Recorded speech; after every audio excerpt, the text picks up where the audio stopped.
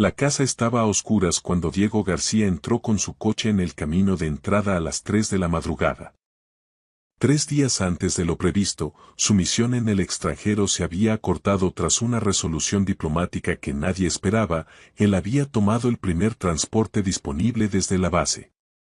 16 horas de vuelo, otras 2 de trámites en la base militar de Bétera, en Valencia, y luego el largo viaje de vuelta por carretera hasta su casa en un pueblo rural de la provincia de León. Estaba agotado, pero la idea de ver la cara de su hija Sofía lo había mantenido despierto durante todo el trayecto. 6 meses. Ese era el tiempo que había estado fuera esta vez. Sofía ya tenía 7 años y había perdido su cumpleaños por 2 semanas. La culpa le carcomía durante cada patrulla, cada misión, pero este era su último despliegue. Ya había presentado los papeles para su retiro. Después de 12 años en el mando de operaciones especiales, MOU, Diego volvía a casa para siempre. Apagó el motor y se quedó sentado un momento, saboreando la quietud. Nada de morteros ni disparos, solo el sonido de los grillos y el viento distante entre los pinos. La casa se veía exactamente como la había dejado. Las contraventanas azules que Carmen insistió en poner, las jardineras que probablemente estarían secas ahora a finales de otoño, el columpio de neumático colgado de la encina en el jardín delantero. Diego agarró su petate y caminó sigilosamente hacia la puerta principal. Quería darles una sorpresa. Carmen probablemente estaría dormida, pero tal vez Sofía hubiera tenido una pesadilla y estuviera despierta. Solía meterse en su cama cuando tenía miedo. El pensamiento le hizo sonreír. La puerta estaba sin echar la llave. Eso fue lo primero que le pareció mal. Le había dicho a Carmen 1000 veces que cerrara siempre, especialmente cuando él estaba fuera. Diego la empujó lentamente, dejando que su entrenamiento tomara el control. La casa estaba demasiado silenciosa. No era el silencio pacífico del sueño, sino algo distinto. Cruzó el salón. Platos en el fregadero. Cartas esparcidas sobre la encimera. El bolso de Carmen en la mesa. Subió las escaleras, cada paso cuidadoso y deliberado. La puerta de su dormitorio estaba abierta. Carmen estaba allí, desparramada sobre la cama con la ropa que había llevado ese día, con un brazo colgando por el borde. Una botella de vino vacía sobre la mesilla de noche. A Diego se le tensó la mandíbula. Fue a la habitación de Sofía. Al empujar la puerta, decorada con pegatinas de princesas que ella misma había elegido antes de que él se fuera, se encontró con que estaba vacía. La cama estaba hecha. Su conejo de peluche, el que tenía desde los 2 años, no estaba. Sus zapatos no estaban junto a la puerta. Diego volvió al dormitorio principal de 3 zancadas. Sacudió el hombro de Carmen con más fuerza de la que pretendía. Ella se despertó sobresaltada, con la mirada desenfocada. ¿Diego? ¿Qué haces aquí? No deberías. ¿Dónde está Sofía?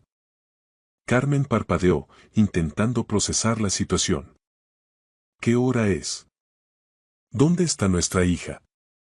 Su voz era plana, controlada. Era la voz que usaba cuando algo salía mal en una misión y el pánico podía costar vidas. Está en casa de mi madre. Te lo dije en el correo. ¿Qué correo? No he recibido nada. ¿Por qué está en casa de tu madre a las 3 de la mañana? Carmen se incorporó, pasándose las manos por el pelo. Lleva allí desde el martes. Mi madre la ha estado cuidando mientras yo tenía cosas que resolver. Asuntos de trabajo. Diego miró fijamente a su mujer. En 12 años de matrimonio, había aprendido a leer a la gente, era una habilidad de supervivencia. Y en ese momento, cada instinto le gritaba que algo iba mal. Carmen no le sostenía la mirada.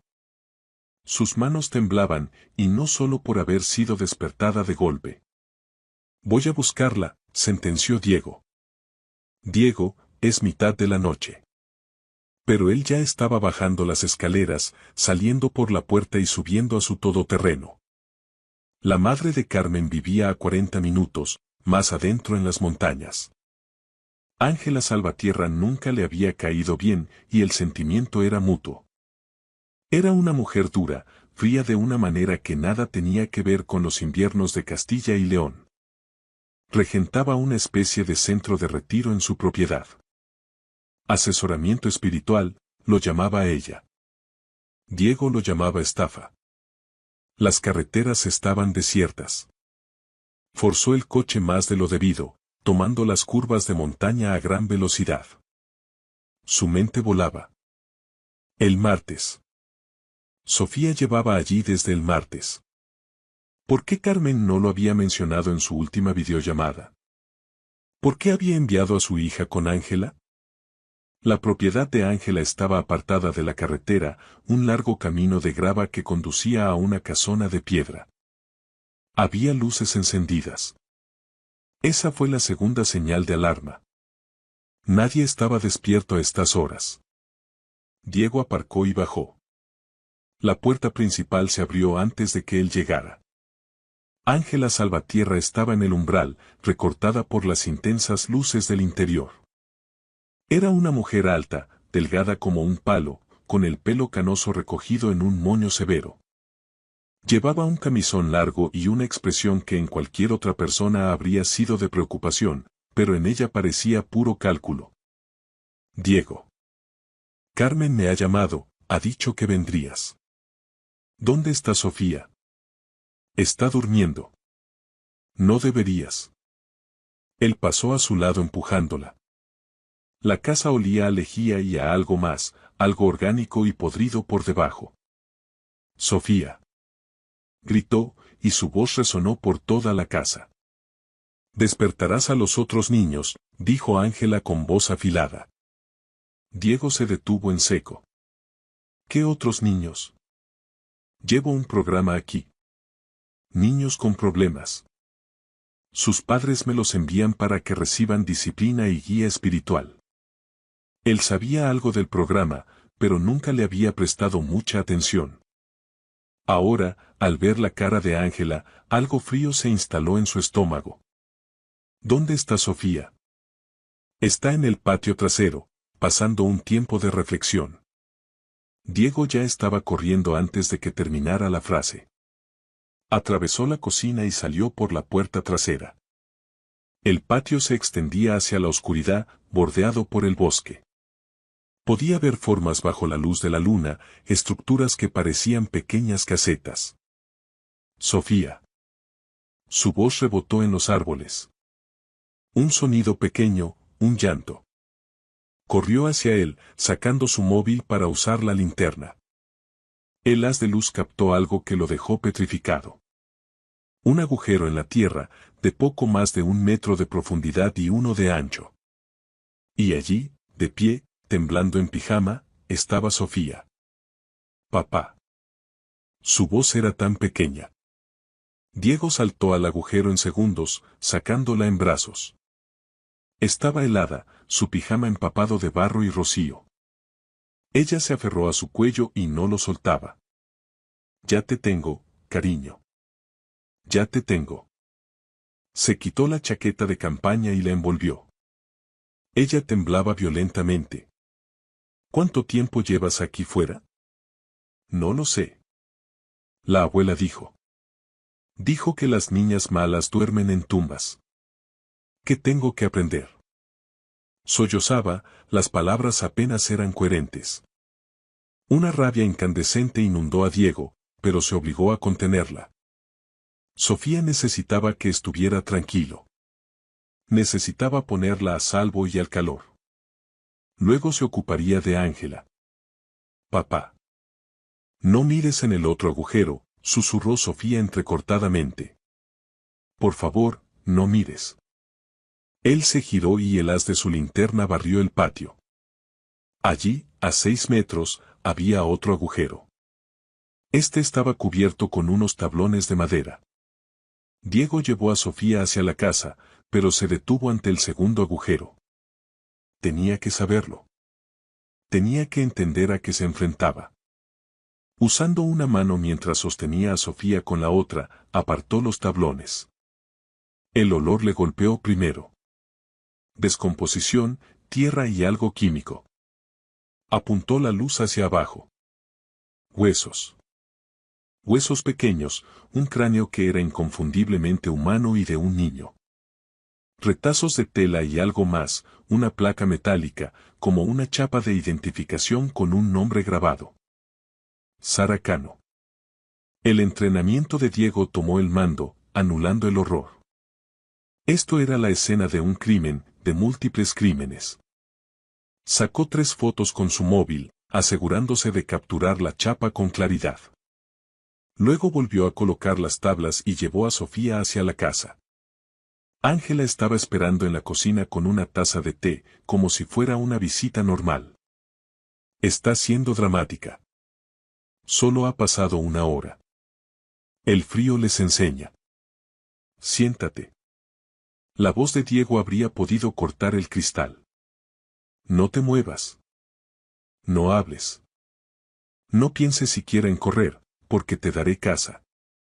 Llevó a Sofía al todoterreno, lo arrancó y puso la calefacción al máximo. Ella seguía temblando. Cariño, escúchame. Ya estás a salvo. Te voy a llevar a un sitio caliente, ¿vale? ¿Puedes decirme quién es Sara Cano? Los ojos de Sofía se agrandaron. Miraste. Te dije que no miraras. Lo sé, cielo. Lo siento, pero necesito saberlo. ¿Quién es? Estuvo aquí el año pasado. Ella también era mala. La abuela dijo que se escapó, pero... Sofía empezó a llorar de nuevo. La oí gritar una noche y luego ya no estaba. Y la abuela dijo que si yo era mala, acabaría como las niñas que se escapan. Diego sacó su teléfono y llamó a la única persona en la que sabía que podía confiar. Manuel Galdós, un antiguo compañero de la Guardia Civil, respondió al tercer tono. Galdós. Manu, soy Diego García.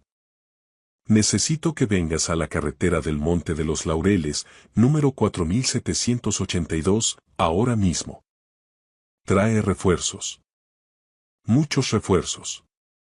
Y avisa a la policía judicial. Diego, pensaba que estabas de misión. ¿Qué está pasando? Acabo de encontrar a una niña muerta en un hoyo en la propiedad de mi suegra. Y puede haber más. Silencio al otro lado. Luego. Estoy a 10 minutos. No cuelgues. Diego miró hacia la casa. Ángela estaba en la ventana, observando. No parecía preocupada. Parecía enfadada. Eso le dijo todo lo que necesitaba saber. Ella creía que se saldría con la suya, que ya lo había hecho antes. Manu, escucha bien. La dueña es Ángela Salvatierra. Dirige una especie de programa de disciplina religiosa para niños. Mi hija estaba en un agujero en el patio trasero. Dice que llevaba allí 1 hora, pero no sé si es verdad. Hay otro agujero con restos. La víctima podría ser una tal Sara Cano. Por el amor de Dios. Puede que haya otros niños en la propiedad ahora mismo, continuó Diego. Ángela mencionó a otros niños. Tenemos que sacarlos. Estoy llamando a Protección de Menores y a la central, dijo Galdós. Diego, saca a tu hija de allí. Ya está hecho. Estoy en el coche con ella. Pero Manu, no me voy de aquí hasta saber que todos los niños están a salvo. No vuelvas a entrar en esa casa. Es una orden. Pero Diego ya se estaba moviendo. Se volvió hacia Sofía. Cariño, necesito que bloquees las puertas y te quedes en el coche. Mantén la calefacción puesta. Voy a por los otros niños, ¿vale? Vuelvo enseguida. Papá, no. Te prometo que tendré cuidado. Pero esos niños necesitan ayuda, igual que tú. Le besó la frente. Cierra las puertas. Si alguien que no sea yo o un policía se acerca al coche, toca el claxon sin parar. ¿Entendido? Ella asintió, aterrorizada pero confiando en él. Diego caminó de vuelta a la casa. Su formación estaba totalmente activada. Ya no era un padre, era un soldado despejando un edificio hostil. Ángela seguía en la cocina. Se levantó cuando él entró. No tenías derecho a... ¿Dónde están los niños? Están durmiendo. Estás exagerando. Ese agujero es una técnica terapéutica. Enseña humildad. Diego acortó la distancia entre ellos en 2 pasos. No la tocó, pero ella retrocedió tropezando. Te lo voy a preguntar una vez más. ¿Dónde están los niños? Arriba. Pero están bien. Están aquí porque sus padres no pueden controlarlos. Estoy ayudando. Él ya estaba subiendo las escaleras. Al final de un pasillo, la primera puerta estaba cerrada con llave por fuera. La abrió de una patada. 3 niños, todos de menos de 10 años, dormían en colchones finos en el suelo. Sin mantas, sin calefacción. La ventana estaba abarrotada por fuera. Despertad, dijo Diego con voz suave pero firme. Me llamo Diego. Soy militar y he venido a ayudaros. La policía está en camino. Vais a estar bien. Le miraron con esos ojos vacíos que solo se ven en zonas de guerra. Un niño pequeño habló. ¿Nos vas a llevar a casa? Sí, ahora mismo. Vamos. Los guió escaleras abajo. Ángela intentó bloquear la puerta. No puedes hacer esto. Sus padres firmaron contratos. Sus padres firmaron contratos con alguien que estaba enterrando niños en su patio. Quítate de mi camino. Ella no se movió. Diego la agarró por la cintura y la apartó a un lado, no pesaba nada. Sacó a los 3 niños justo cuando unos faros aparecieron por el camino. 4 coches de la Guardia Civil con las sirenas apagadas. Manuel Galdós bajó primero. Era un hombre corpulento de unos 50 años, con cara curtida y ojos bondadosos. Vio a los niños y habló inmediatamente por la radio. Necesitamos ambulancias, múltiples menores, posible maltrato y abandono. Las 2 horas siguientes fueron un caos. Llegaron más agentes, la policía judicial, servicios sociales. Encontraron a 6 niños más en una habitación cerrada en el sótano. Todos estaban desnutridos, con hematomas, aterrorizados. Todos tenían historias sobre los agujeros del patio, sobre los castigos, sobre niños que se escapaban. Encontraron 3 tumbas más. Diego se sentó en su coche con Sofía envuelta en una manta, viendo cómo los investigadores pululaban por la propiedad. Ángela había sido detenida, insistiendo todavía en que ayudaba a niños problemáticos, que todo lo que hacía era disciplina legal. Manu se acercó al amanecer. Van a necesitar declaraciones tuyas y de Sofía. Hoy no. Primero tiene que verla un médico. Pero pronto. ¿Qué hay de las otras tumbas? Ya hemos identificado una. Sara Cano, desaparecida en Madrid el año pasado. 9 años. Los padres pensaban que estaba en un campamento de verano. La cara de Manu estaba sombría. Estamos trabajando en las otras 2. Diego, ¿cómo has sabido que tenías que venir esta noche? No lo sabía. Vine pronto de mi misión. Carmen me dijo que Sofía estaba aquí. Simplemente. Supe que algo iba mal. La expresión de Manu cambió al oír el nombre de su mujer. Tendremos que hablar con Carmen también. ¿Sabía ella lo que pasaba aquí? Diego miró a su amigo. No lo sé, pero voy a averiguarlo. Sofía se removió contra su pecho. Papá, ¿podemos irnos a casa ya? A esa casa no, cariño. Vamos a ir a un hotel, ¿vale? Un sitio seguro y calentito, con servicio de habitaciones y películas. Y te quedarás conmigo. No volveré a dejarte sola nunca más. Te lo prometo. Mientras Diego se alejaba conduciendo, el sol salía sobre las montañas de León. Por el retrovisor veía las luces azules de la policía todavía parpadeando.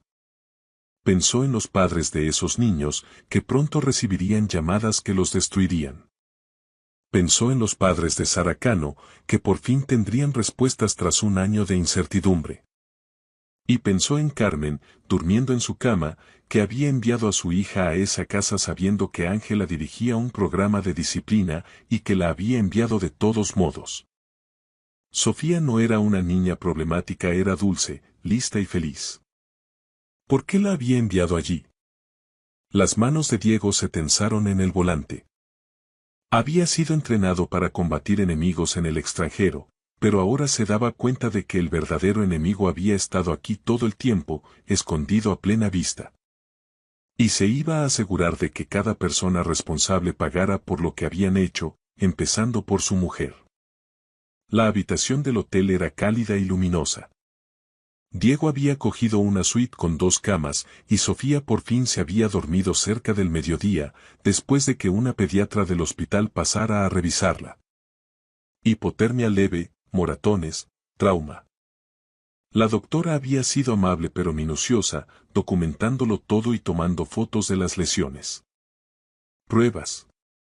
Necesitará terapia, había dicho la doctora en voz baja en la puerta. Lo que ha pasado. Los niños no se olvidan de eso así como así. Ahora Sofía dormía y Diego estaba sentado junto a la ventana con su portátil, haciendo las búsquedas que debería haber hecho años atrás. Ángela Salvatierra, Centro de Retiro Amanecer Espiritual. ¿Cómo no había investigado esto antes? Porque confiabas en Carmen, respondió una voz en su cabeza. Porque era tu mujer y le creíste cuando dijo que su madre ayudaba a niños con problemas a encontrar su camino. Los resultados de la búsqueda le revolvieron el estómago. La web parecía profesional. Testimonios de padres agradecidos. Fotos de niños sonrientes. Citas bíblicas sobre la disciplina. Pero cuando Diego excavó más hondo en foros y sitios de reseñas, encontró historias diferentes. Un padre escribió: enviamos a nuestra hija allí 3 meses. Cuando volvió, no hablaba. Solo lloraba y tenía pesadillas. Le preguntamos qué pasó y dijo que, si lo contaba, la meterían bajo tierra. Pensamos que era una exageración. Ojalá hubiéramos escuchado. Otro decía: mi hijo estuvo allí una semana antes de que lo sacara. Había perdido 5 kilos y tenía marcas por todo el cuerpo.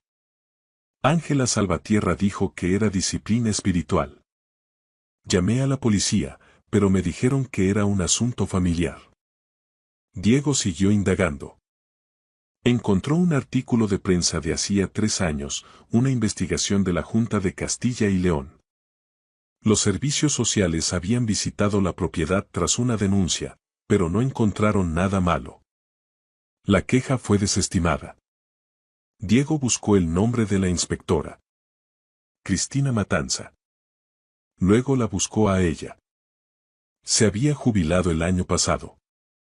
Se había comprado un chalet en la costa, en Alicante. Un chalet demasiado lujoso para la pensión de una trabajadora social de la administración pública. Diego se recostó en la silla. Las piezas empezaban a encajar, y no le gustaba el cuadro que formaban. Ángela llevaba años haciendo esto. Muchos niños habían sido heridos, y al menos 4 habían muerto. Pero seguía operando porque alguien la protegía. Su teléfono sonó. El nombre de Marcos Millán apareció en la pantalla. Un antiguo compañero de armas. Hermano. La voz de Marcos era firme y calmada. Habían servido juntos 8 años. Manu me ha llamado, dice que has encontrado algo muy gordo. Sí, Diego miró a Sofía. Sigue durmiendo. ¿Sigues en Madrid? Puedo estar en León en 3 horas si me necesitas. Necesito saber en quién puedo confiar. Manu es bueno, pero hay algo más grande aquí, Marcos. Había gente protegiendo lo que pasaba. Una trabajadora social recibió sobornos. Probablemente policías también. ¿Qué necesitas? ¿Puedes investigar un poco? Sin hacer ruido. Ángela Salvatierra, Cristina Matanza. Cualquiera relacionado con esa finca. Sigue el rastro del dinero. Me pongo a ello. Diego. ¿Cómo está Sofía? Viva. Eso es lo único que importa ahora. ¿Y Carmen? De Carmen me encargo yo hoy. Después de colgar, Diego se quedó pensando un largo rato. Luego abrió su correo y empezó a escribir. Asunto. Baja definitiva. Después de 12 años, había terminado. Sofía le necesitaba más que el ejército. Su móvil vibró. Carmen. ¿Dónde estás? La policía ha estado aquí. Han preguntado por mi madre. ¿Qué está pasando? Diego no respondió. En su lugar, abrió las fotos que había tomado de la tumba de Sara Cano. Las miró durante mucho tiempo, memorizando cada detalle.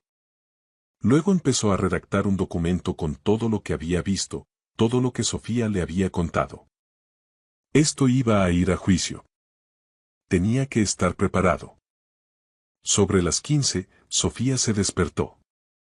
Miró alrededor de la habitación desconocida, se asustó un momento, pero al ver a Diego se relajó. Hola, cielo. ¿Cómo te encuentras? ¿Cansada? Ella se incorporó lentamente. ¿La abuela está en la cárcel? Sí. Bien, la voz de Sofía fue dura, de una manera que le rompió el corazón a Diego. Con 7 años, ya sabía que existía la maldad. ¿Vamos a volver con mamá? Esa era la gran pregunta. Diego se sentó en el borde de su cama. Necesito preguntarte algo y necesito que me digas la verdad, ¿vale? Aunque pienses que puede herirme. Sofía asintió. ¿Mamá sabía lo que hacía la abuela con los agujeros? Los ojos de Sofía se llenaron de lágrimas. Dijo que yo me estaba portando mal, que no escuchaba, que la abuela me enseñaría a ser buena. Ella me llevó el martes y le dijo a la abuela que necesitaba aprender lo que era el respeto. Diego sintió algo frío y definitivo asentarse en su pecho. ¿Y qué hiciste que fuera tan malo?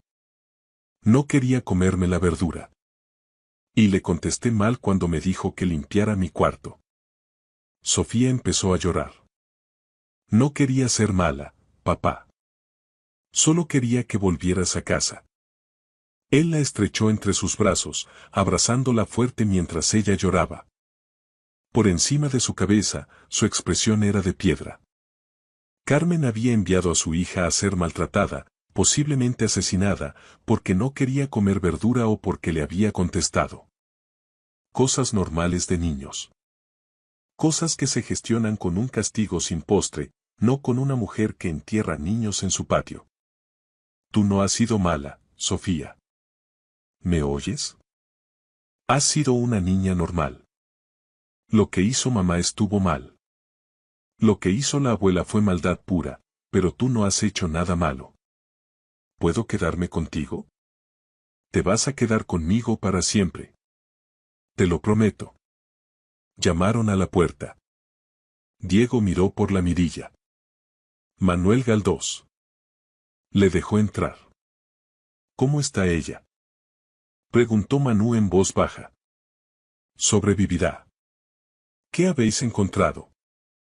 Manu sacó una libreta. 4 tumbas hasta ahora. Sara Cano ya la sabíamos. El segundo es un niño de 10 años, desaparecido en Valladolid hace 2 años. A los padres les dijeron que estaba en un internado. La tercera es una niña de unos 8 años, aún estamos identificándola. La cuarta. Manu hizo una pausa. La cuarta es reciente. Muy reciente. Un niño llamado Hugo. Solo llevaba allí una semana. ¿Cuántos niños han pasado por ese sitio? Estamos intentándolo averiguar. El registro de Ángela dice que ha tenido a más de 100 niños en los últimos 5 años. La mayoría salieron vivos, pero estamos cotejando cada nombre con denuncias de desaparecidos. ¿Qué hay de Cristina Matanza? La expresión de Manu se ensombreció. ¿Cómo sabes lo de ella? Investigó el sitio hace 3 años, no encontró nada, y luego se jubiló y se compró un chalet que no debería poder pagar. La Unidad Central Operativa, UCO, ya la está investigando, dijo Manu. Diego, hay algo más. Hemos encontrado registros financieros. Ángela cobraba a los padres 50.000 euros por un programa de 3 meses. La mayoría pagaban en efectivo. Estamos hablando de millones de euros. ¿Dónde está el dinero? Eso es lo que no cuadra. Sus cuentas bancarias tienen ingresos, pero nada que se acerque a esas cantidades. El dinero va a otra parte. Diego pensó en ello. Ángela tenía un socio o socios. Alguien que hacía que esto pareciera legítimo. Alguien que impedía que las autoridades miraran demasiado cerca. Eso es lo que piensa también la policía, añadió Manu.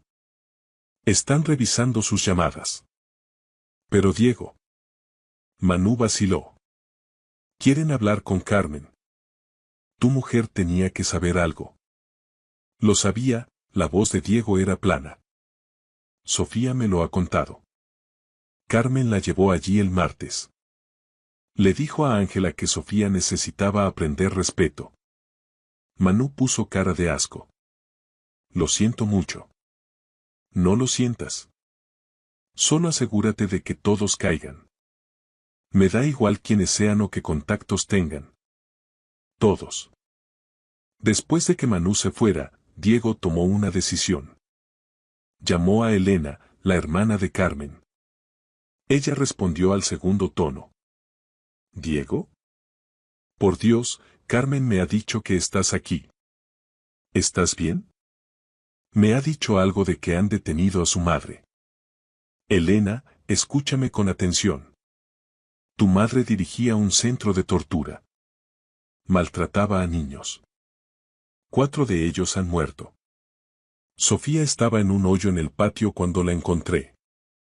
Silencio. Luego, no. Eso no puede ser.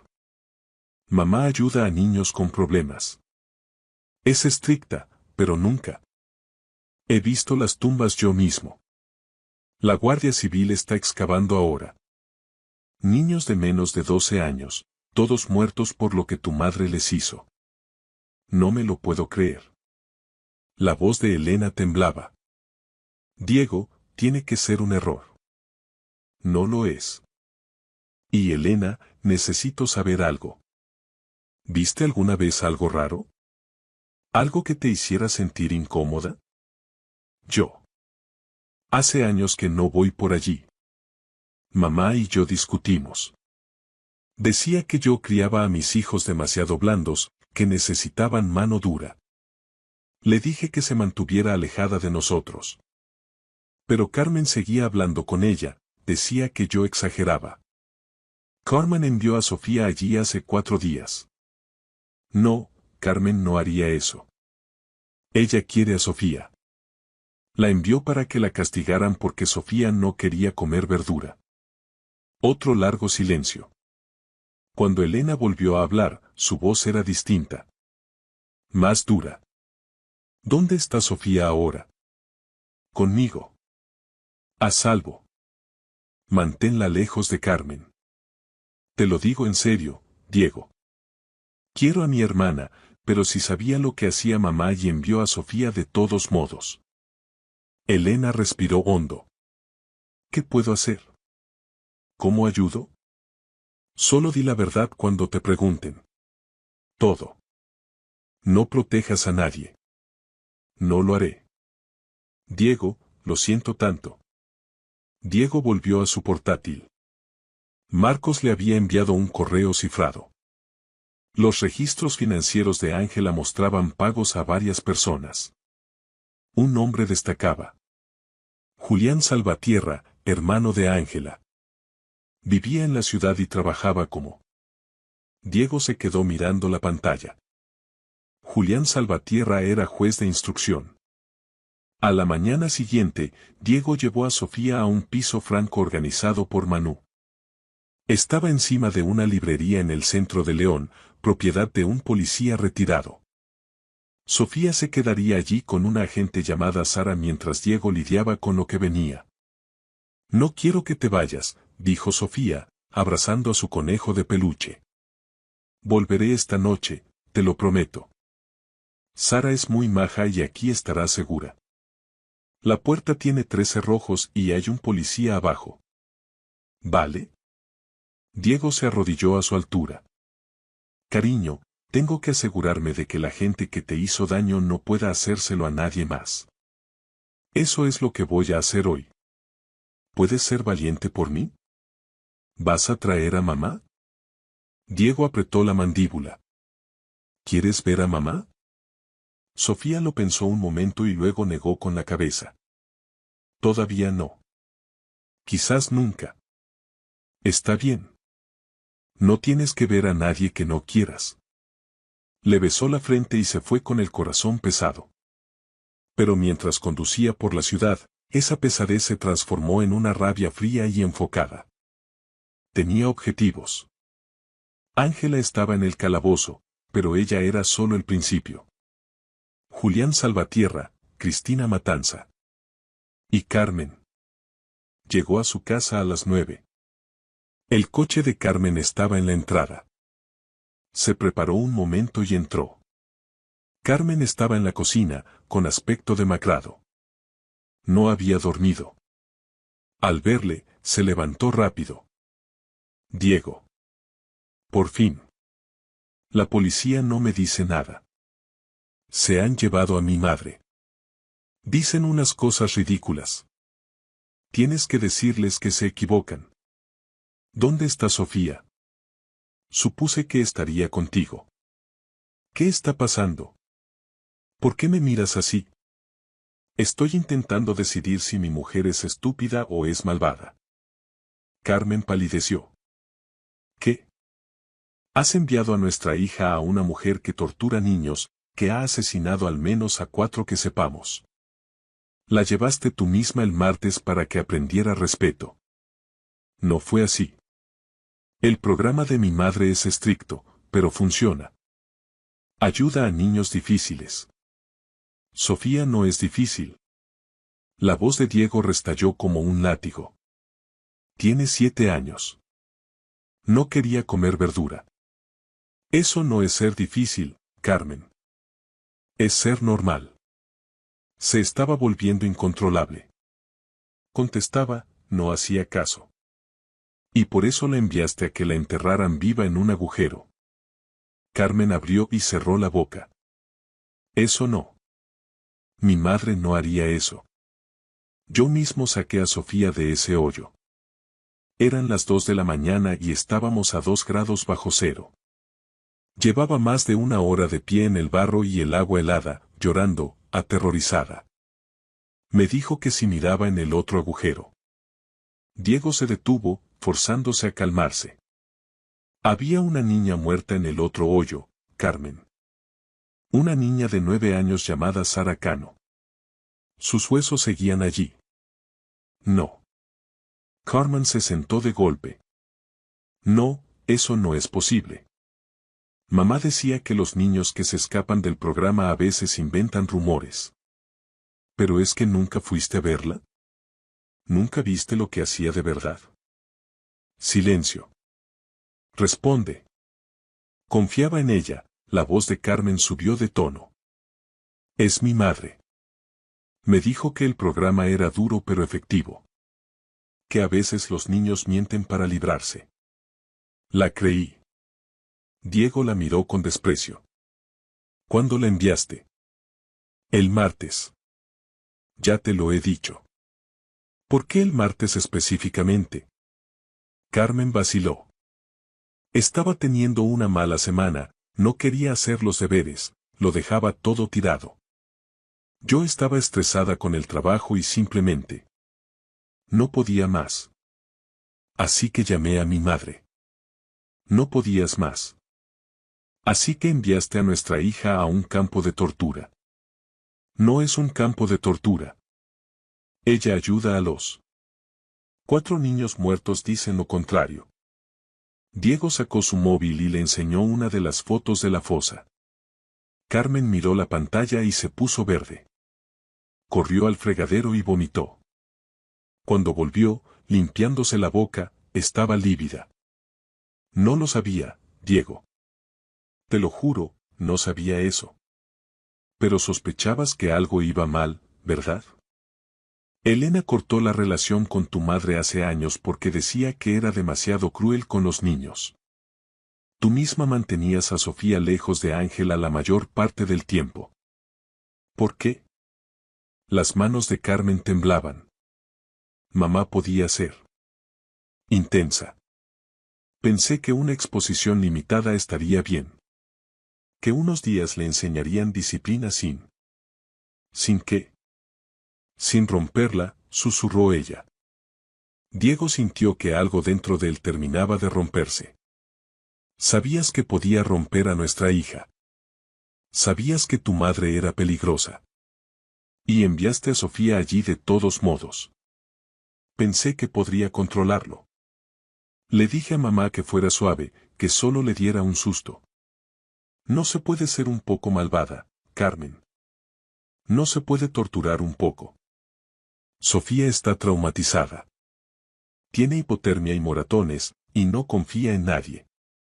Me ha preguntado si tiene que volver a verte, y no he sabido qué decirle porque su propia madre la envió al infierno.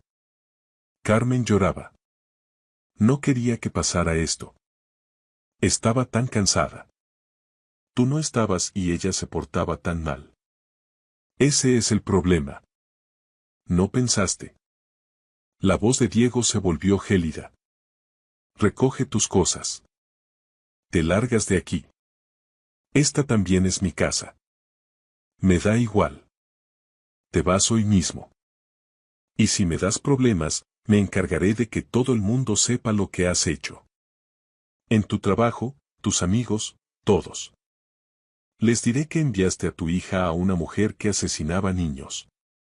Tengo mis derechos. Sofía también los tenía. Y Sara Cano, y Hugo.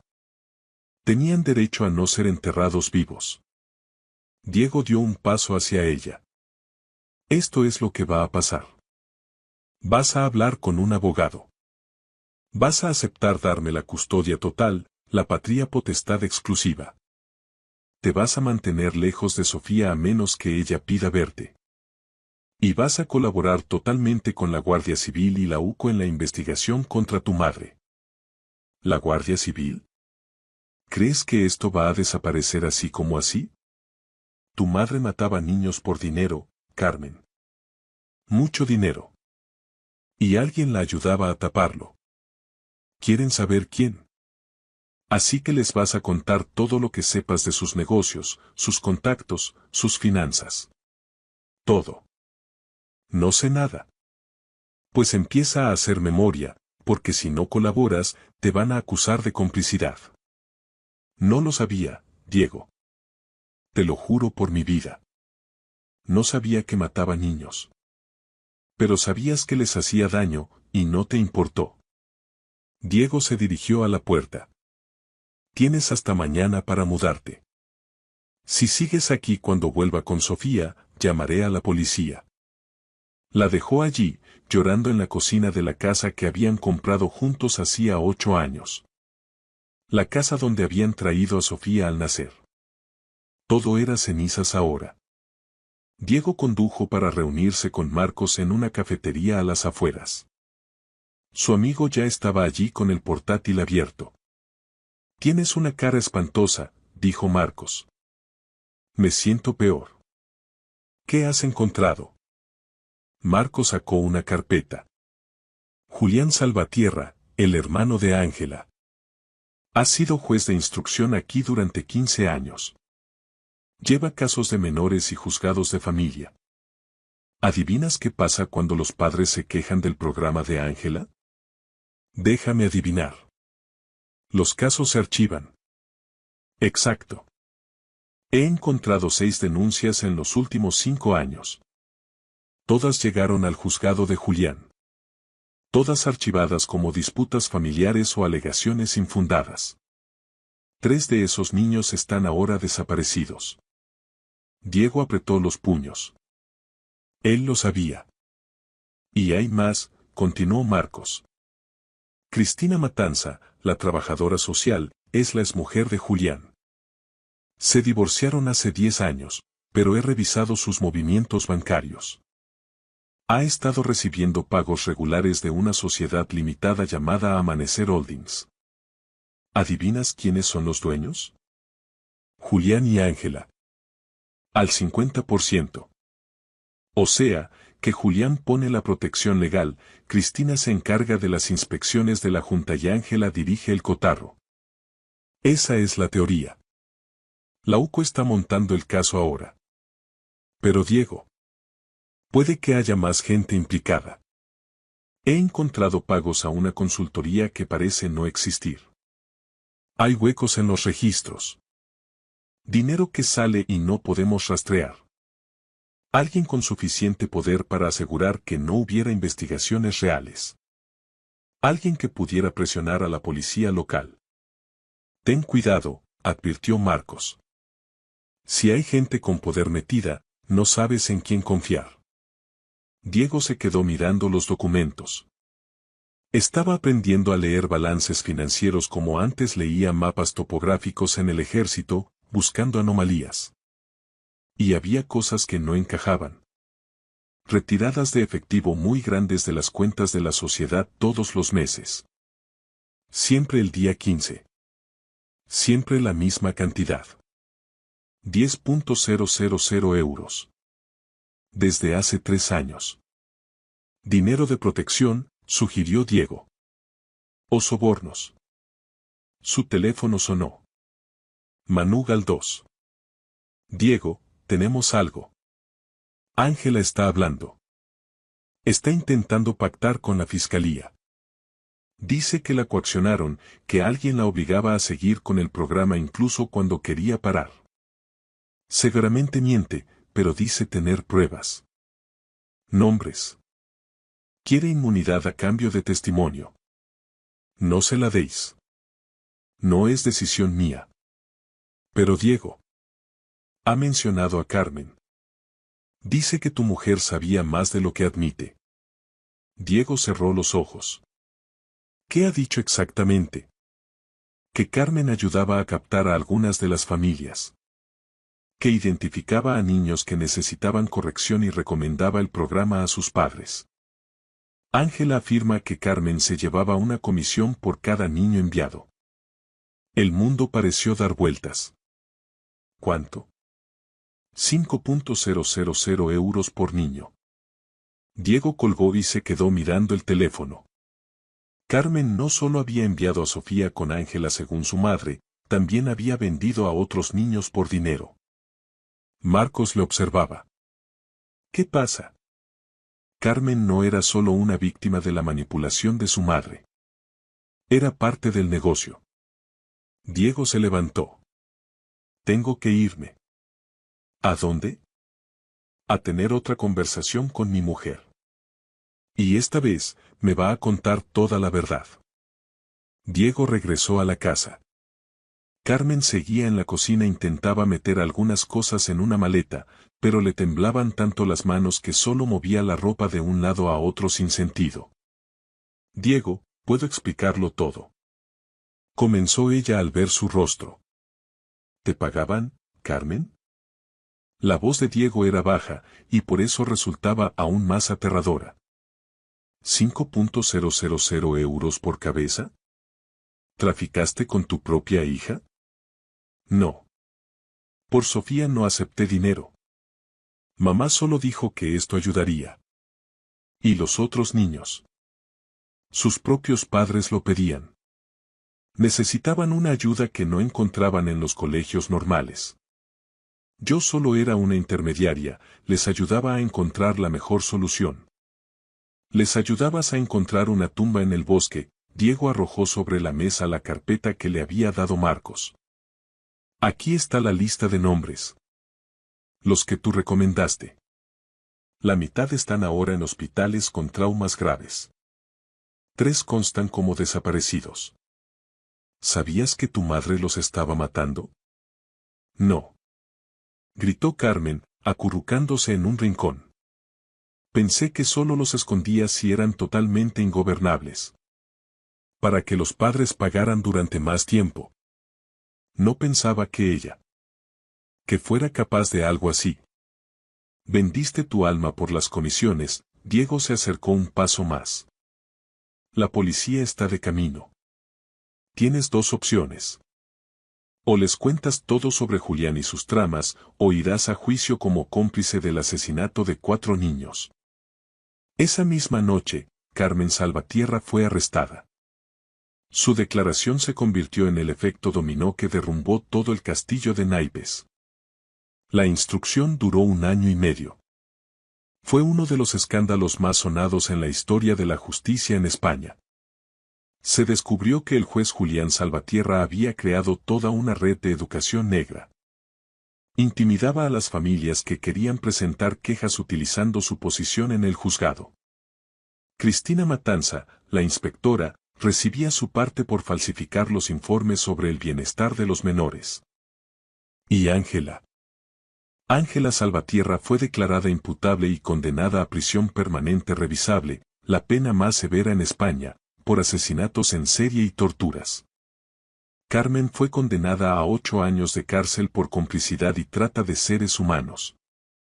Intentó apelar alegando presión por parte de su madre, pero el tribunal se mantuvo firme.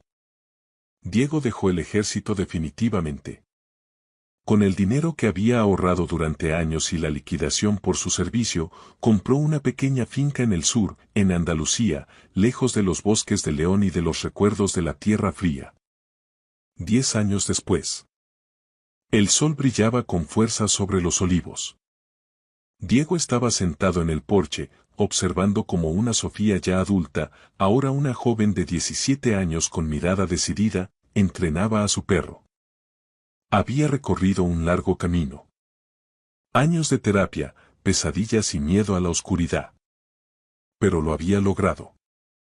Sofía no solo había sobrevivido, se había hecho más fuerte. «Papá», gritó ella, acercándose. «He recibido la carta de la Universidad de Sevilla. Me han aceptado en Derecho». Diego sonrió, sintiendo un calor reconfortante en el pecho. «Serás una abogada excelente, Sofía». «Quiero trabajar defendiendo los derechos de los niños», dijo ella mirando seriamente a su padre. «Para que nadie vuelva a acabar nunca en un agujero así. Para que aquellos que deben proteger no puedan venderlos por un fajo de billetes». Diego estaba más orgulloso de ella que de todas sus medallas tras 12 años de servicio. Sabía que el mal nunca desaparece del todo, que siempre habrá personas que valoren el dinero por encima de la vida. Pero ahora estaba tranquilo. Porque había enseñado a su hija a no ser una víctima. La había enseñado a luchar. Su teléfono vibró. Un mensaje de Marcos. ¿Has visto las noticias? Otro caso en Madrid, un internado privado sospechoso. El mismo, modus operandi. Diego miró la pantalla durante un largo rato. Luego tecleó rápidamente una respuesta. Envíame los detalles. Porque la justicia nunca está terminada. Alguien tiene que estar de guardia por aquellos que no pueden defenderse por sí mismos. Y Diego García siempre sería ese alguien. Lo había demostrado una vez. Y lo haría de nuevo si fuera necesario. Por Sofía. Por Sara. Y por todos los niños que merecen un mundo mejor. Gracias por escuchar mi historia hasta el final. Si resonó contigo, dale like, escribe en los comentarios qué fue lo que más te tocó y no olvides decir de dónde eres.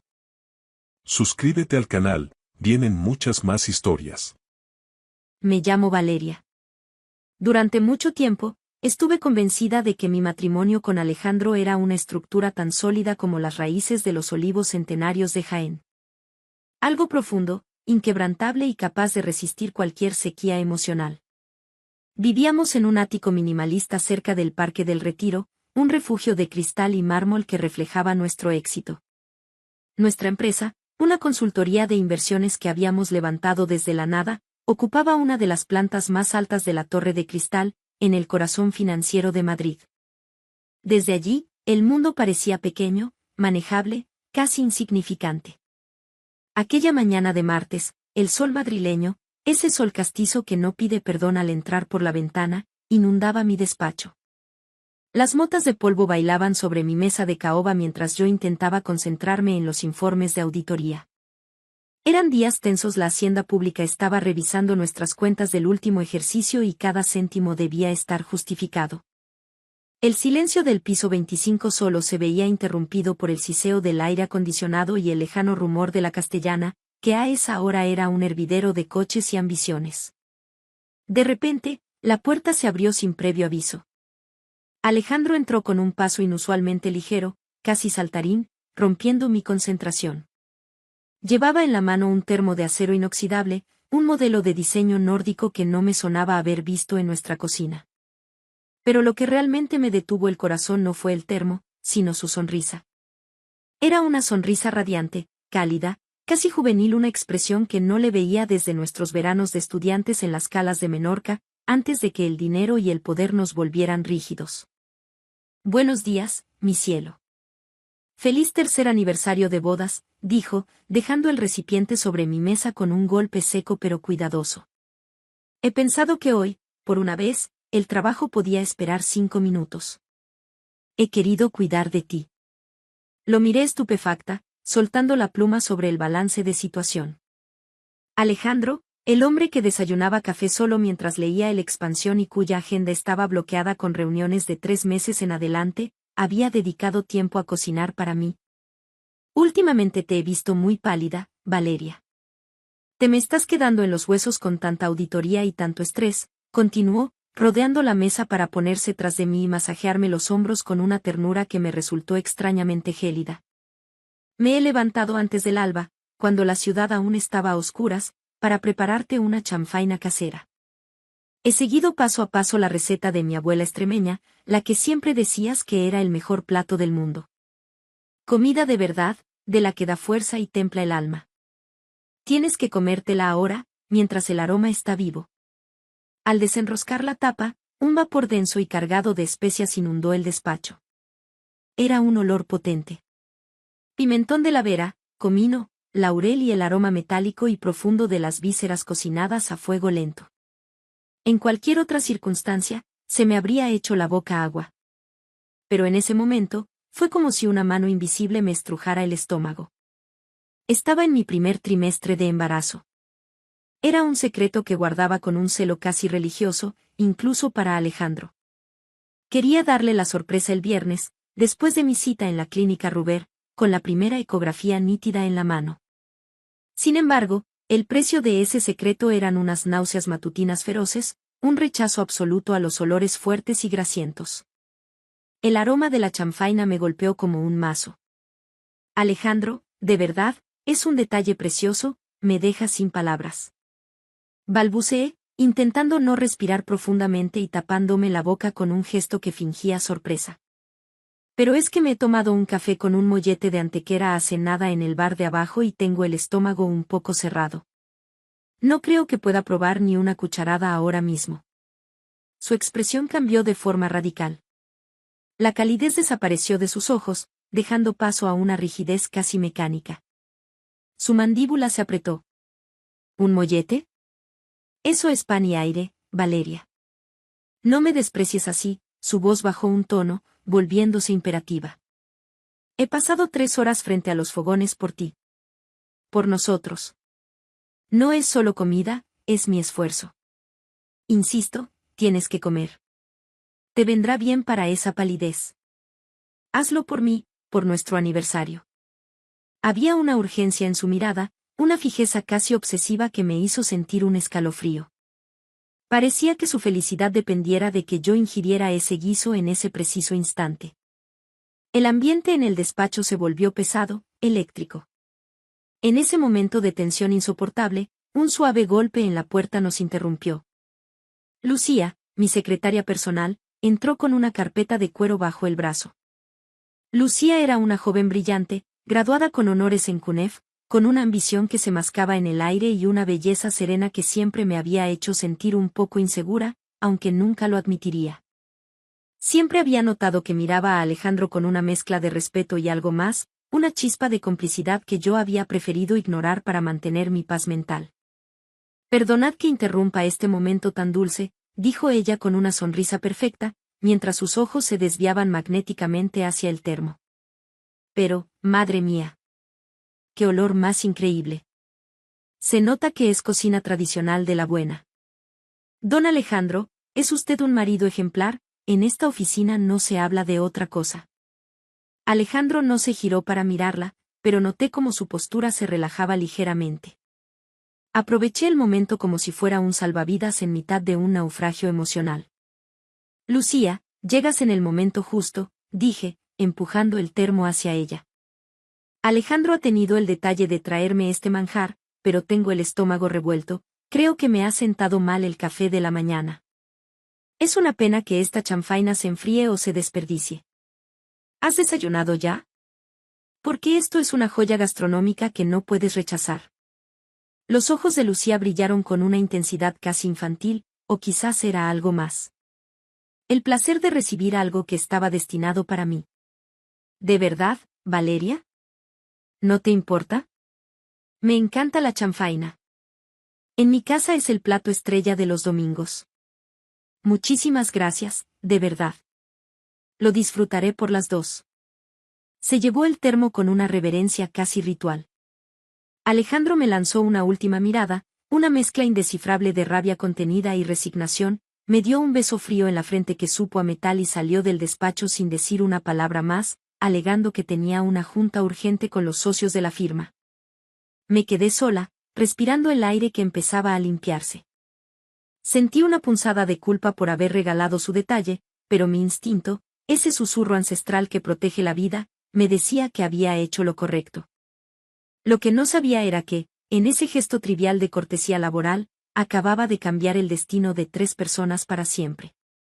Pasó aproximadamente una hora. Intenté retomar el análisis de los flujos de caja, pero mi mente volvía una y otra vez a la cara de Alejandro. Había algo en su insistencia que no encajaba con el hombre que yo conocía. El ritmo de la oficina seguía su curso. El clic-clic constante de los teclados en el open space, el murmullo de las fotocopiadoras y el tintineo de las tazas de café. Un martes cualquiera en la capital. De repente, un grito desgarrador, un alarido que no parecía humano, rasgó el silencio de la planta. No era un grito de susto, era un sonido de agonía pura, algo que nacía de lo más profundo de las entrañas. Me levanté tan rápido que la silla golpeó el ventanal de cristal con un estruendo. Salí al pasillo con las piernas temblando. En la zona de recepción, el caos era total. Lucía estaba en el suelo, encogida en posición fetal, rodeada de sus compañeros que gritaban pidiendo ayuda. El termo de acero había caído a su lado, derramando el resto de la chanfaina sobre la moqueta de diseño. Pero lo que me hizo perder el aliento fue el color. El vestido color crema de Lucía se estaba tiñendo de un rojo violento, una mancha de sangre que crecía por segundos, empapando la tela y extendiéndose por el suelo. Llamada al 112. Rápido. Grité, intentando que mi voz no se quebrara mientras me arrodillaba a su lado. Lucía. Mírame. Mantén los ojos abiertos. Ella tenía la piel de un color grisáceo, bañada en un sudor gélido. Sus labios temblaban, pero no salía sonido alguno, solo un hilo de sangre que manchaba su comisura. La puerta del despacho de Alejandro se abrió. Pero no salió como un hombre preocupado por su empleada. Se quedó estático en el umbral, observando la escena con una frialdad que me heló la sangre. Sus ojos no buscaban a Lucía, me buscaban a mí. Cuando nuestras miradas se cruzaron, vi en él algo aterrador. No era miedo, era una decepción profunda, una furia silenciosa porque yo estaba de pie y ella estaba en el suelo. ¿Qué has hecho, Valeria? Su voz fue un susurro sibilino que solo yo pude oír por encima del alboroto. Ese desayuno era para ti. Está muriéndose, Alejandro. Le grité, horrorizada por su falta de humanidad. Llama a una ambulancia en lugar de decir estupideces. Los sanitarios del SAMUR llegaron en menos de 10 minutos. Entraron con la camilla y empezaron a trabajar sobre Lucía con una urgencia que confirmaba mis peores temores. Hemorragia masiva, oí decir a uno de los técnicos. Se la llevaron a toda prisa hacia los ascensores, con el goteo constante marcando su camino. Alejandro insistió en que fuéramos al hospital. Fuimos en su coche, un trayecto silencioso por la Castellana hacia el Hospital de la Paz.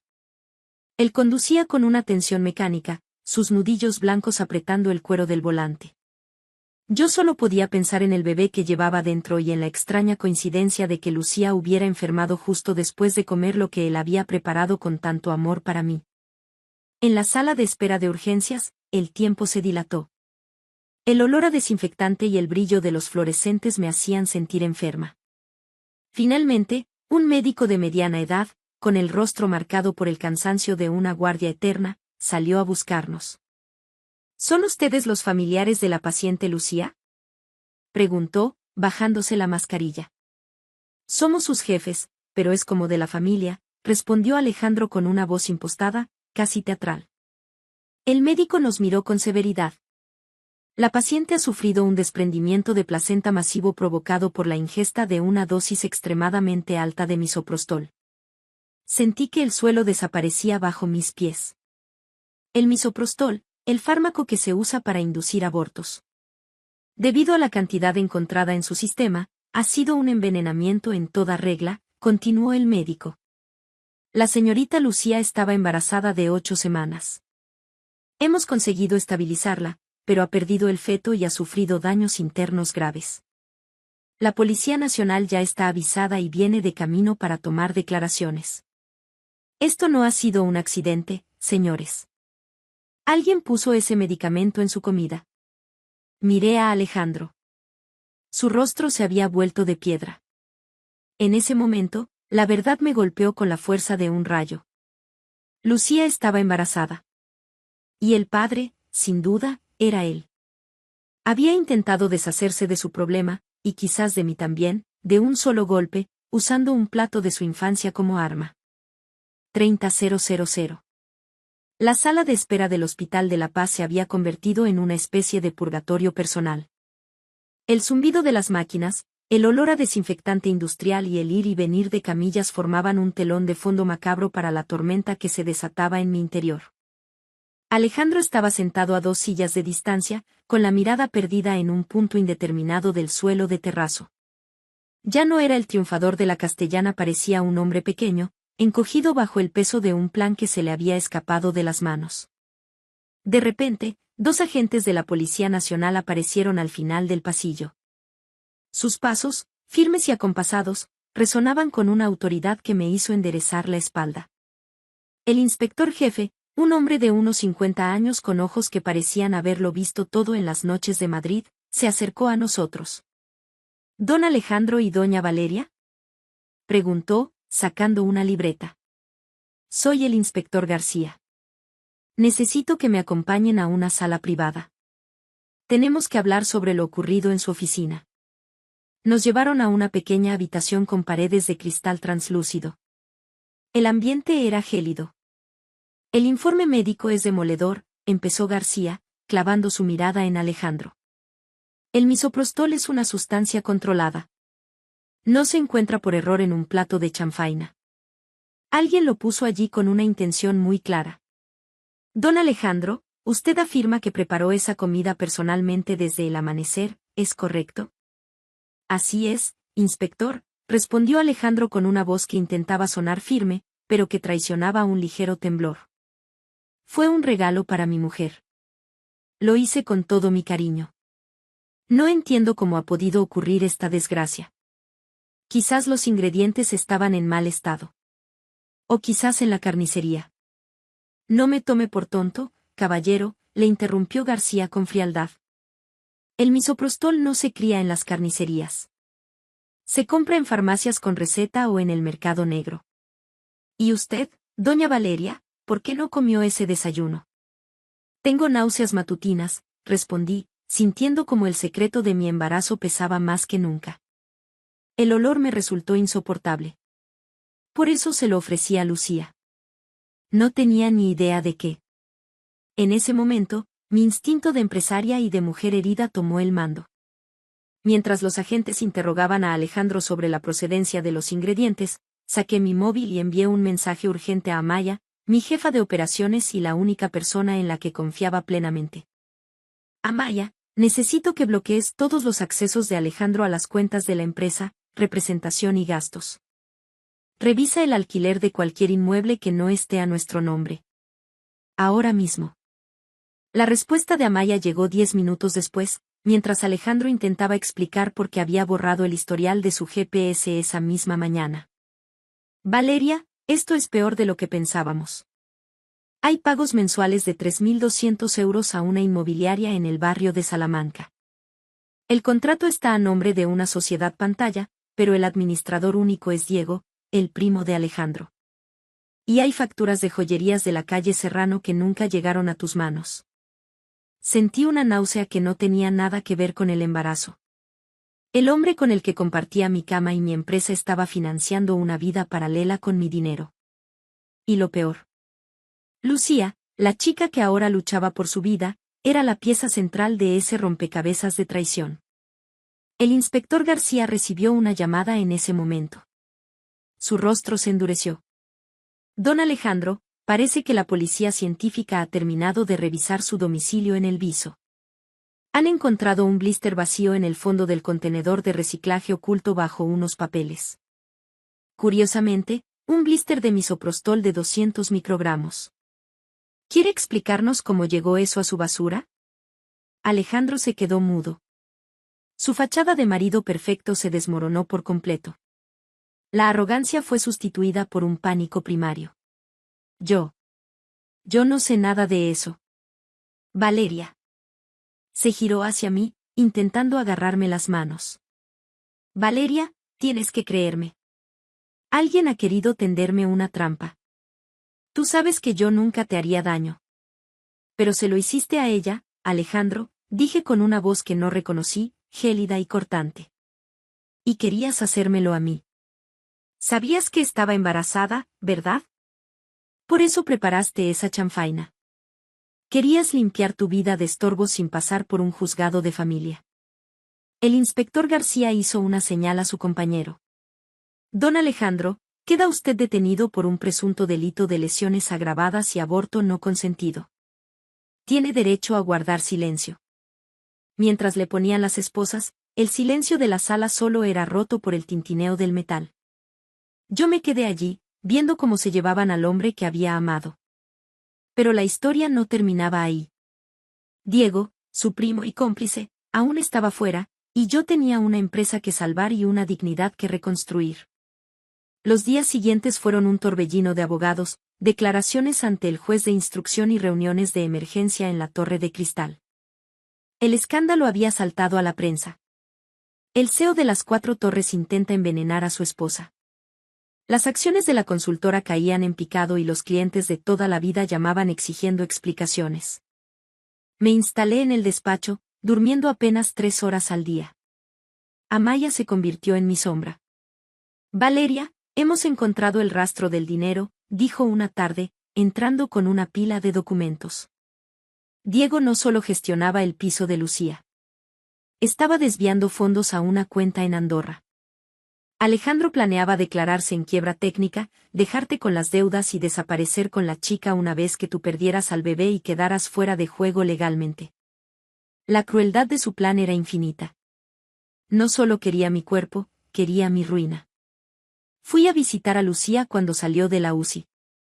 Estaba pálida, hundida en las sábanas blancas del hospital. Cuando me vio entrar, empezó a llorar. Lo siento, Valeria.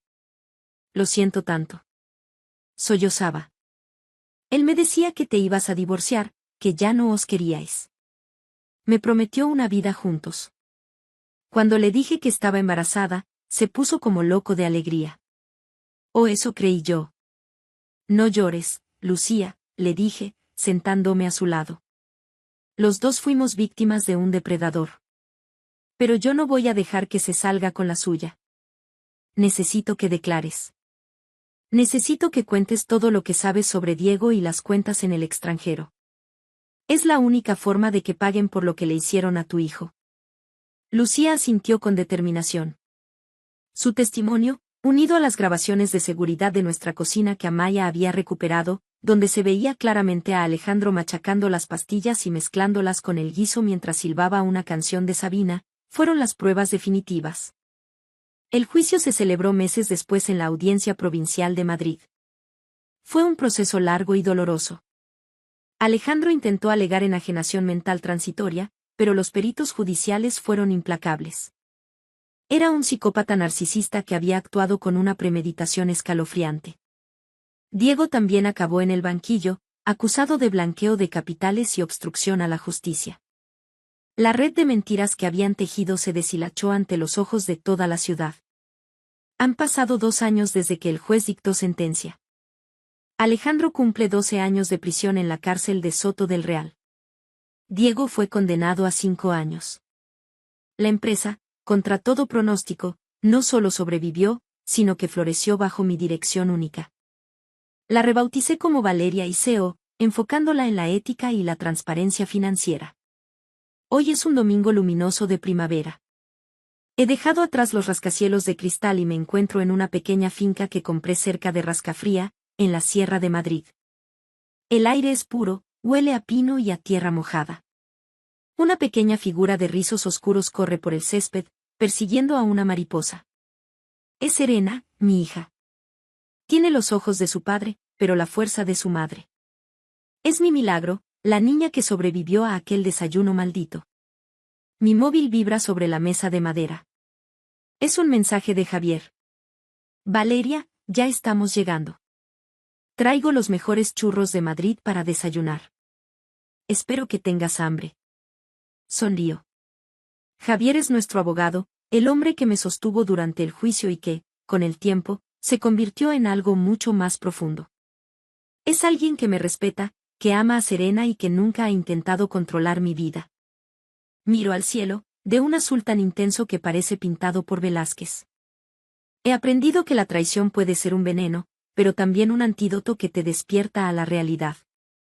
Me costó mucho volver a confiar, pero aquí estoy, sintiendo el calor del sol en la cara. Serena viene corriendo y se abraza a mis piernas. La levanto en brazos y la beso. ¿Sabes qué, pequeña? Le susurro al oído. Después de la tormenta, en España siempre, siempre sale el sol. Y por primera vez en mi vida, sé que esa frase es la verdad absoluta. Gracias por escuchar mi historia hasta el final. Si resonó contigo, dale like, escribe en los comentarios qué fue lo que más te tocó y no olvides decir de dónde eres. Suscríbete al canal, vienen muchas más historias.